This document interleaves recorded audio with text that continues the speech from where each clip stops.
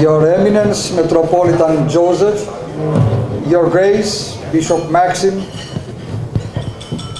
dear brother hierarchs in Christ, venerable fathers, Venerable Father Archimandrite Methodie of the Hilander Monastery, reverend clergy, esteemed civic leaders and dignitaries, beloved faithful in the Lord, brother and sister Serbians, I convey to all of you the heartfelt greetings and blessings of His All Holiness, our Ecumenical Patriarch Bartholomew.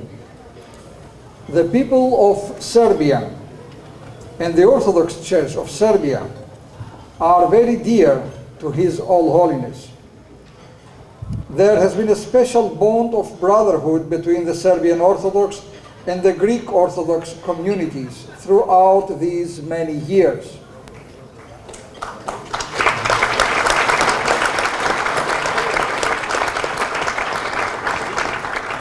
On an occasion such as this, the words of the psalmist come immediately to my mind.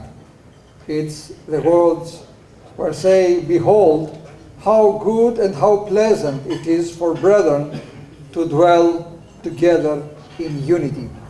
Greeks and Serbians.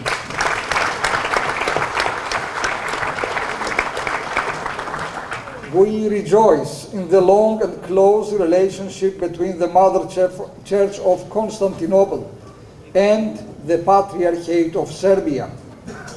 Over the centuries, the Ecumenical Patriarchate recognized the strength and maturity of the Serbian churches. In the light of this, the Church of Constantinople granted the Church of Serbia first autonomy and then autocephaly. So it was that in the year 1219, in the Cathedral of Nicaea, the Ecumenical Patriarch Manuel consecrated as the first Archbishop of the Serbians a monk whom we know now as Saint Saba the Enlightener. In the independence and maturity of the Church of Serbia have been proven time and again through the centuries. A recent demonstration came in the year 2016 at the Great and Holy Council of Crete. The Church of Serbia honored her commitments to the Orthodox world, participating fully and wholeheartedly in the work of that important Pan-Orthodox Council.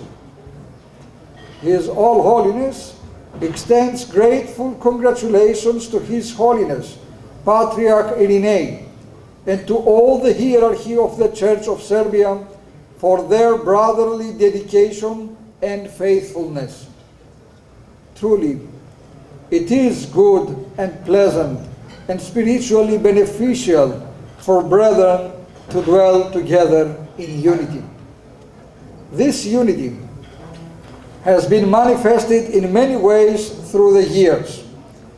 We know that it is common for people of Serbia to go to Greece for their academic study, and likewise for the Greeks to enroll at the universities of Serbia.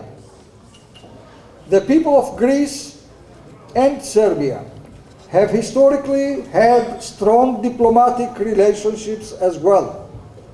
Many times they have been brothers in arms, as during the revolution against the Ottoman Empire, a revolution that restored freedom of religion to many parts of the Balkans.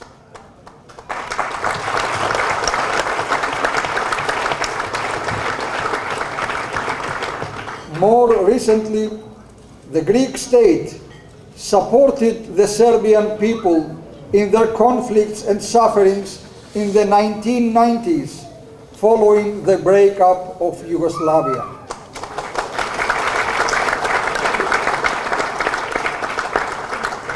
The bond of brotherhood between Greeks and Serbs has been deep and genuine.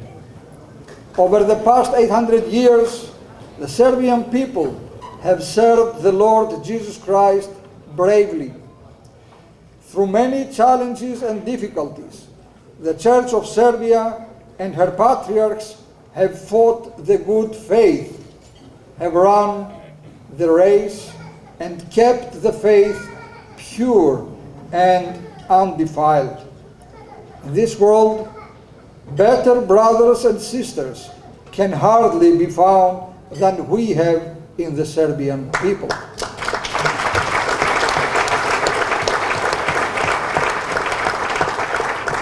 We pray that our good God would be pleased to grant us to dwell together in unity for many years to come until the Lord Himself returns.